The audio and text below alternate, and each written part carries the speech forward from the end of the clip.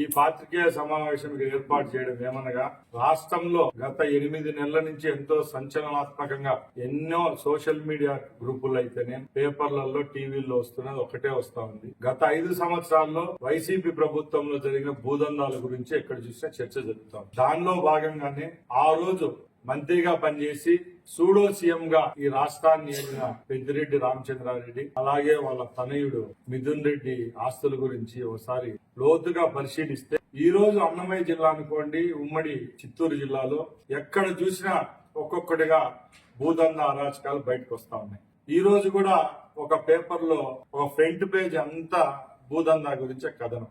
ప్రజల్లో అలాగే చాలా మంది ఎవరైతే విజ్ఞతతో కలిగిన వాళ్ళందరిలో ఒకే క్వశ్చన్ వస్తా ఉంది. 5 సంవత్సరాలు పరిపాలిస్తే ఎక్కడ చూసినా అరాచకాలు, ప్రజలు సొత్తు లాక్కోవడం, ప్రజలను భయభ్రాంతులు చేయడం, అలాగే ప్రభుత్వానికి సంబంధించిన ఖజానాను లూటీ చేయడమే కాకుండా ప్రభుత్వ ఆస్తులను కూడా దోచుకున్నారని ప్రతి ఒక్కరు చెప్పుకుంటున్నారు. దానిలో భాగంగానే చిత్తూరు జిల్లా పులిచెర్ల మండలంలో 100 ఎకరాల్లో ఉన్న పెద్దిరెడ్డి రామచంద్రారెడ్డి ఎస్టేట్ గురించి ఒకసారి పరిశీలిస్తే, ఆయన పేపర్ లో డాక్యుమెంట్ పరంగా 26 ఎకరాలు వాళ్ళ పేరుతో రిజిస్టర్ అయితే, సుమారు 100 ఎకరాల భూమిని కబ్జా చేసి కాంపౌండ్ వాళ్ళు కట్టుకొని అక్కడ విలాసవంతమైన గెస్ట్ హౌస్ ఏర్పాటు చేసుకోవడం జరిగింది. ఒకసారి లోతుగా అక్కడున్న డాక్యుమెంట్లు అయితేనే, రెవెన్యూ రికార్డును పరిశీలిస్తే కేవలం 26 ఎకరాలే కాకుండా భారతదేశంలో ఎక్కడైనా ప్రభుత్వానికి సంబంధించిన రోడ్లు వేయాలన్నా, కాలువలు వేయాలన్నా కూడా అటవీ భూములకున్న ఆంక్షలు ఏవైతే ఉన్నాయో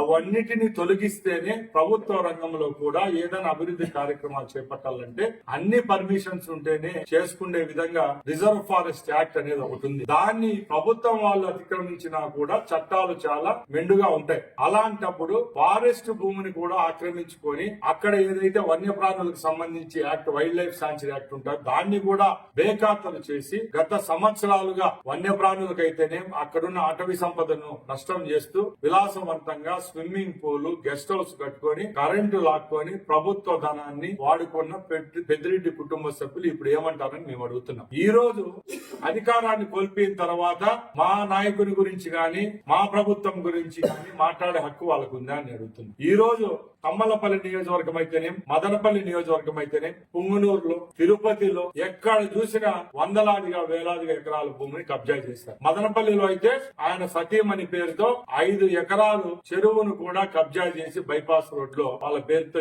ఎక్కించుకోవడం జరిగింది. ఇంకా ముఖ్యంగా ప్రపంచానికే తలమానికమైన తిరుపతిలో గత వేలాది సంవత్సరాలుగా మఠానికి సంబంధించిన భూములు ఏవైతే ఉన్నాయో ఆ భూములను వాళ్ళ చేతిలోకి తీసుకొని అధికారులను బెదిరించి అక్కడ 4 ఎకరాల్లో కళ్యాణ మండపము, 9 ఎకరాల్లో విలాసవంతమైన ఇల్లు, అలాగే తిరుపతి, రేణుగుంట, కాళహస్తి పరిధిలో వందలాది ఎకరాలు ట్యాంపరింగ్ చేసుకొని రికార్డు సృష్టించుకొని వాళ్ళ ఆధీనంలో పెట్టుకోవడం నిజమా కాదని అడుగుతున్నాం. అప్పుడు ఇప్పుడు ఆయన ఆధీనంలో ఇప్పటికి కూడా అంగళ్ళు, పీటీఎం, అలాగే తంబలపల్లిలో వందలాది ఎకరాలు వాళ్ళ పేరుతో ఉన్నాయా కాదని మేము అడుగుతున్నాం. మేము పెద్దిరెడ్డి రామచంద్రారెడ్డి గారిని, అలాగే వాళ్ళ కుమారుని మిథున్ రెడ్డి గారిని అడుగుతున్నాం. ఈ రోజు కూడా మీరు గౌరవప్రదమైన ఎంపీ అలాగే ఎమ్మెల్యే హోదాలో మీ తండ్రి ఉన్నారు. మీరు నీతి నిజాయివంతులైతే ప్రభుత్వంకు సంబంధించిన, మఠాలకు సంబంధించిన, అటవీకి సంబంధించిన భూములను ఇప్పటికైనా ప్రభుత్వానికి అప్పచెప్పుతారా, లేకుంటే ప్రభుత్వం తీసుకోవాలని మేము సూటిగా వాళ్ళకి ప్రశ్నిస్తున్నాం. ఎందుకంటే ఆ ప్రభుత్వాల్లో కూడా మీరు ప్రభుత్వ ధనాన్ని తీసుకునేదానికి, అలాగే ప్రజల యొక్క మాన ప్రాణాలతో ఆడుకున్న ఘనత మీకే దక్కింది.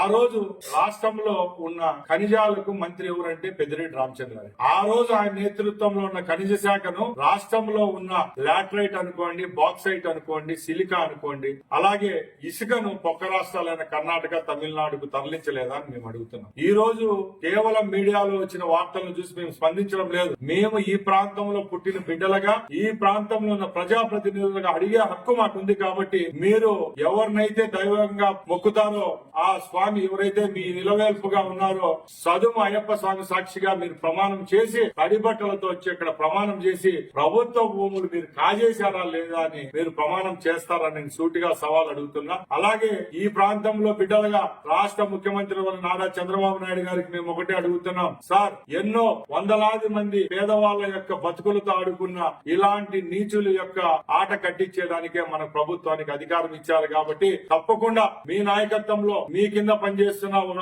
మంత్రిగా నేను అడుగుతున్నా, ఆ భూములను రక్షించాలా.